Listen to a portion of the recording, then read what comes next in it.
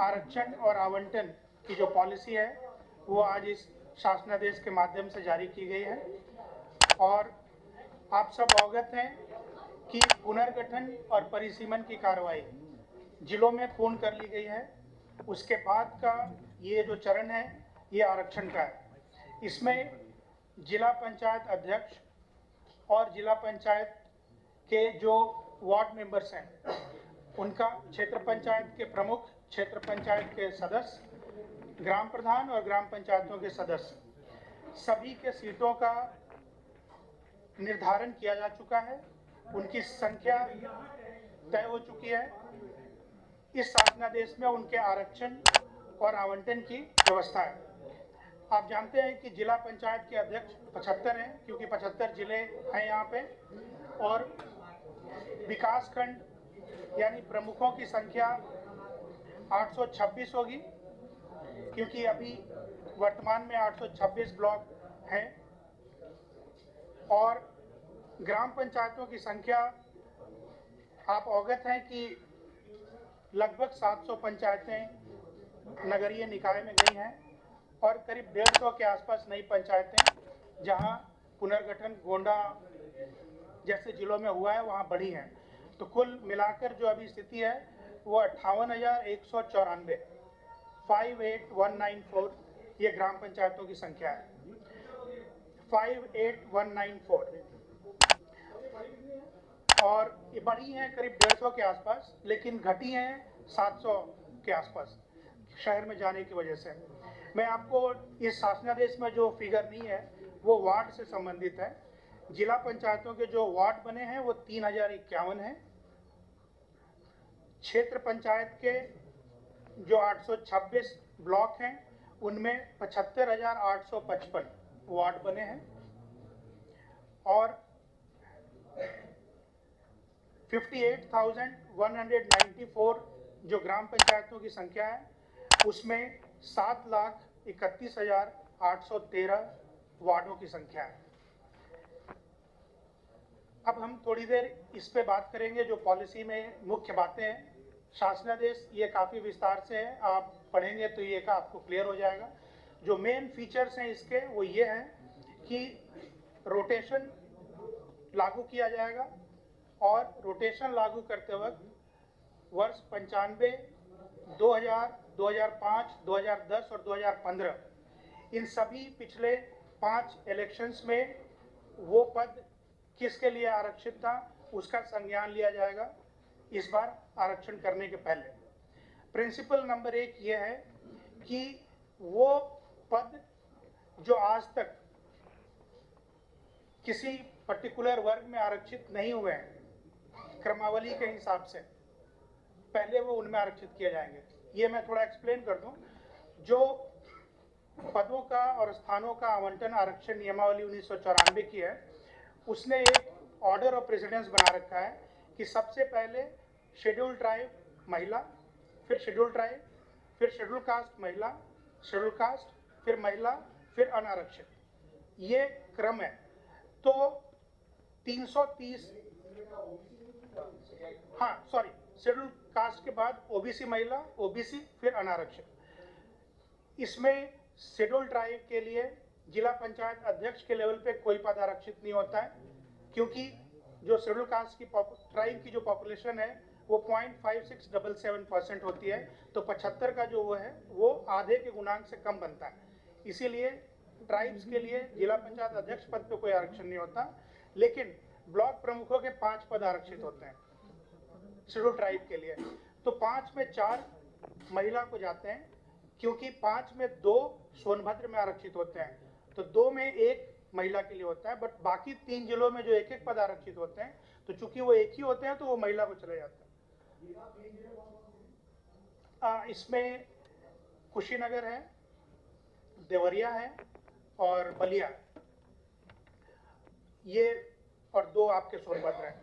तो ये क्रमावली फॉलो की जाएगी। तो शेड्यूल ट्राइब के चूंकि मैंने बताया 5 प्रमुख के और 330 ग्राम पंचायतों के प्रधान के पद आरक्षित हो रहे हैं। तो ये सीमित संख्या, इसीलिए मैं इसके दूसरे कड़ी पे आऊँगा जो अनुसूचित जाति से संबंधित है, कि ये देखा जाएगा कि कोई ऐसा पद जो आज तक कभी शेड्यूल कास्ट के लिए आरक्षित नहीं हुआ है, तो पहले वो उसमें आरक्षित किया जाएगा। उदाहरण के लिए, अगर कोई जिला पंचायत है जो आज तक 95 से लेकर आज तक के इलेक्शन में कभी शेड्यूल कास्ट के लिए आरक्षित नहीं हुआ है, तो काफी चांसेस है कि वो शेड्यूल कास्ट के लिए आरक्षित होगा इस बार। उसी के बाद फिर देखा जाएगा कि ओबीसी के लिए शेड्यूल कास्ट में मान लीजिए 16 पद आरक्षित होने हैं जिला पंचायतों के, तो उनके आरक्षण के बाद वो 16 जिले अलग कर दिए जाएंगे।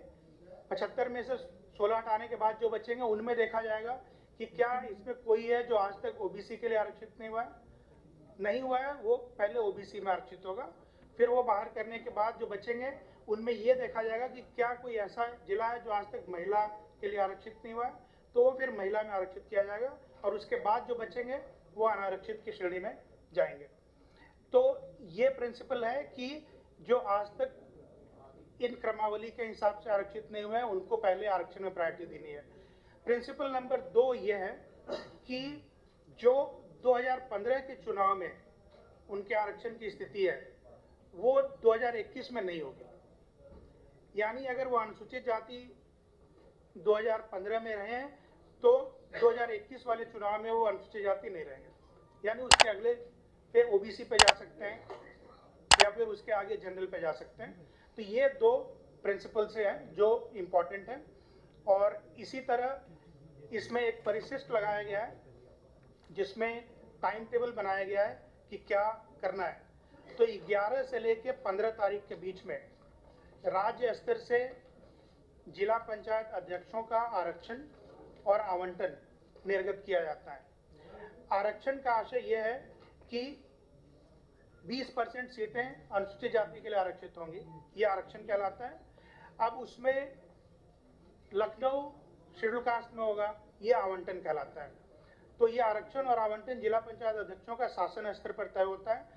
तो ये कल निर्गत किया जाएगा कि कौन सा अध्यक्ष का पद किस श्रेणी में आवंटित हो रहा है। इस पॉलिसी के जारी होने के बाद इसको फॉलो करते हुए वो बनाया जाता है, तो वो कल निर्गत किया जाएगा। तो ये जिले स्तर से जारी होना है, राज्य स्तर से। यहाँ से एक और चीज जारी होनी है कि 826 ब्लॉकों में जिलेवार कौन सा ब्लॉक किस श्रेणी में आरक्षित होगा। ये 2 चीजें राज्य स्तर यानी शासन स्तर से जारी होती हैं। डायरेक्टर के स्तर से फिर ये प्रधानों के बारे में जारी होता है कि कौन सा जिले में कितने प्रधान शेड्यूल कास्ट, शेड्यूल ट्राइब या ओबीसी में आरक्षित होंगे, ये यहाँ से जारी किया जाता है। उसके बाद जो जिलाधिकारी हैं वो जिले स्तर पे इनका आवंटन करते हैं कि अब कौन सी ग्राम पंचायत शेड्यूल कास्ट में आरक्षित होगी। तो वो एक ड्राफ्ट प्रस्ताव तैयार करते हैं। ये सारी चीजें जनसंख्या के प्रतिशत और परिवारों की संख्या के आधार पर होता है, तो इसीलिए वो जनसंख्या की सूचना और प्रस्तावित आवंटन कि ये पर्टिकुलर ग्राम पंचायत अनुसूचित जाति में आरक्षित होने वाली है, ये दोनों सूचना विकासखंड में डीपीआरओ ऑफिस में और जिला मजिस्ट्रेट के ऑफिस में वो चिपकाएंगे और 6 दिन की ऑब्जेक्शन की मोहलत देंगे लोगों को। और उनका ऑब्जेक्शन आने के बाद, क्योंकि इसमें जनसंख्या को लेकर लोगों का ऑब्जेक्शन हो सकता है, आरक्षण चूंकि जनसंख्या के प्रतिशत या एब्सोल्यूट परिवार की संख्या पर आधारित है, तो अगर वो बदलती है तो आरक्षण की स्थिति भी बदलती है। तो इस पे लोगों को 6 दिन का मौका है आपत्ति करने का। उसके बाद जिलाधिकारी की अध्यक्षता में एक समिति है जिसमें डीपीआरओ, एएमए, सीडीओ उसके मेंबर हैं। वो समिति बैठ के सारी आपत्तियों का निस्तारण करेगी और उसके बाद फाइनल लिस्ट वो चिपकाएंगे वहाँ पे, और उसकी एक कॉपी और जनसंख्या के बारे में प्रारूप 1, 2, 3, 4 इसमें लगे हुए हैं आपके जियो में, उस पर सूचना वो निदेशालय को और निर्वाचन आयुक्त को 16 मार्च तक उनको भेजना है। मैं एक चीज और बता दूं, उसे जो परिशिष्ट लगा है उसमें रो नंबर 5 में एक शासनादेश संख्या और डेट में 11 तारीख छूट गया, तो वो हम लोग अभी उसको इंसर्ट कर रहे थे, तो वो आप लोग उसको डाल लेंगे। ये शासनादेश संख्या बेसिकली इसी शासनादेश का हवाला देना है उसमें, तो वो उसको अंकित कर दिया जाएगा उस तरह से।